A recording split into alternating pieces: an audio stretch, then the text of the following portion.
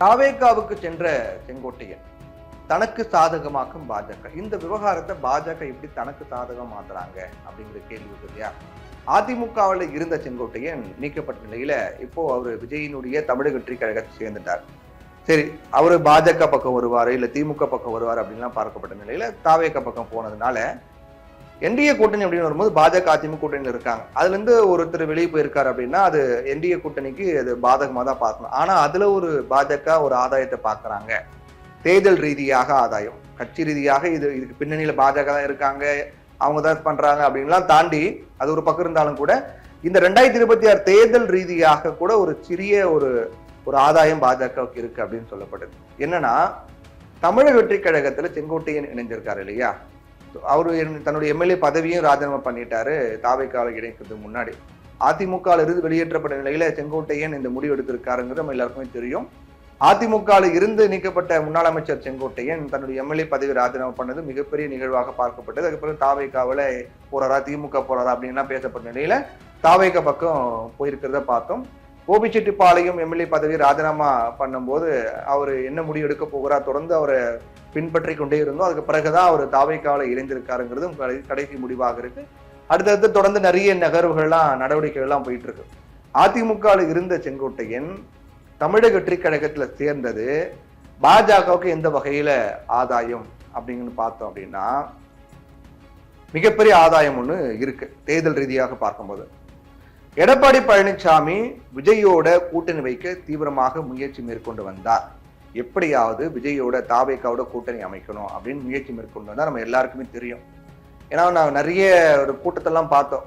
அவர் எடப்பாடி பழனிசாமி மேற்கொள்ளக்கூடிய கூட்டத்துல தாவேகாவுடைய கொடி பறக்கும். பாத்தீங்களா, கொடி பறக்கிறது, பிள்ளையார் சொல்லி போட்டாச்சு, ஸ்டாலின் அவர்களே கேட்டுச்சா, சத்தம் கேட்டுச்சா, ஒரு பெரிய கூட்டணி அமைக்க போறோம், தமிழகமே அதிர போகிறது, ஒரு பெரிய நட்சத்திர ஒரு அணி எங்க கூட வந்து சேர போறாங்க அப்படின்லாம் எடப்பாடி பழனிசாமி ரொம்ப பில்டப் கொடுத்து நிறைய விஷயங்களை பேசியிருந்தார். அப்பவே தெரிஞ்சது தாவேகாவோட அதிமுக கூட்டணி வைக்க முயற்சி மேற்கொள்கிறார்கள். இந்த கரூர் சம்பவத்துக்கு பிறகு தாவேகா அமைதியாக இருந்தாங்க இல்லையா? அந்த சமயத்தை அதிமுக பயன்படுத்தி கூட்டணிக்கு வாங்க, நீங்க அதிமுக இணையில கூட்டணி சேரல அப்படின்னா தாவேகாவே இருக்காது 2026 திமுக ஜெயிச்சா அப்படிங்கிற மாதிரிலாம் மறைமுகமாக நேரடியாகவும் பல விமர்சனங்கள் கருத்துக்கள்லாம் சொல்லப்பட்டு வந்தது. அப்போ இப்ப என்ன நடந்திருக்கு அப்படின்னு பார்க்கும்போது இப்ப செங்கோட்டையன் தாவேகா போனதுனால அதிமுக தாவேகா கூட்டணிக்கு வாய்ப்பே கிடையாது அப்படிங்கிற சூழல் ஏற்பட்டிருக்கு. ஒருவேளை அதிமுக தாவேகா கூட்டணி அமையக்கூடிய பட்சத்தில் அமைஞ்சிருந்தா, செங்கோட்டையன் விலகுலாம் முன்னாடி நான் சொல்றேன், அமைஞ்சிருந்தா பாஜகவை எப்படியாவது கழட்டி விட்டு தாவேகா அதிமுக கூட்டணி அமைக்கலாமான்னு கூட ஒரு யோசனை அதிமுக தரப்பு இருந்ததாக சொல்லப்பட்டது. ஏன்னா கொள்கை எதிரியை பாஜக சொல்லிட்டு அவங்க இருக்கக்கூடிய டீம்லயே நீங்க போறீங்க அப்படின்னு எந்த விமர்சனம் வரக்கூடாது அப்படிங்கிறதால அதிமுக தாவேகா கூட்டணி அமைந்தா பாஜக வெளியேறணும் அப்படிங்கிற நிபந்தனை விஜய் வைப்பதற்கான வாய்ப்பு இருந்தது அப்படிலாம் சொல்லப்பட்டது. அப்போ எடப்பாடி பழனிசாமி என்ன பண்ணுவாரு, இப்போதைக்கு நமக்கு தாவேகா தான் முக்கியம், கூட்டணி சேர்த்துக்கலாம் அப்படின்னு தாவேகா சேர்த்துட்டு பாஜக கழட்டி விட கூட முயற்சி எடுத்திருக்கலாம்.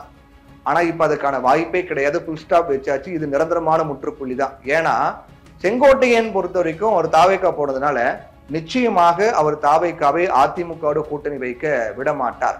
எடப்பாடி பழனிசாமி தலைமை வேண்டாம், எடப்பாடி முதலமைச்சர் வேட்பாளர் வேண்டாம், ஒருங்கிணைந்த அதிமுக வேண்டும் அப்படிங்கிற போதும் கோரிக்கைகளை வைத்தவர் தான் செங்கோட்டையன். அதே செங்கோட்டையன் இப்போ எடப்பாடியை முன்னிறுத்தி அதிமுக தாவேகா கூட்டணி உருவாக அனுமதிக்க மாட்டார். அதனால அதிமுக தாவேகா கூட்டணி நிச்சயமாக உறுதியாக அமையாது அப்படிங்கிறதுல மாற்று கருத்தே கிடையாது.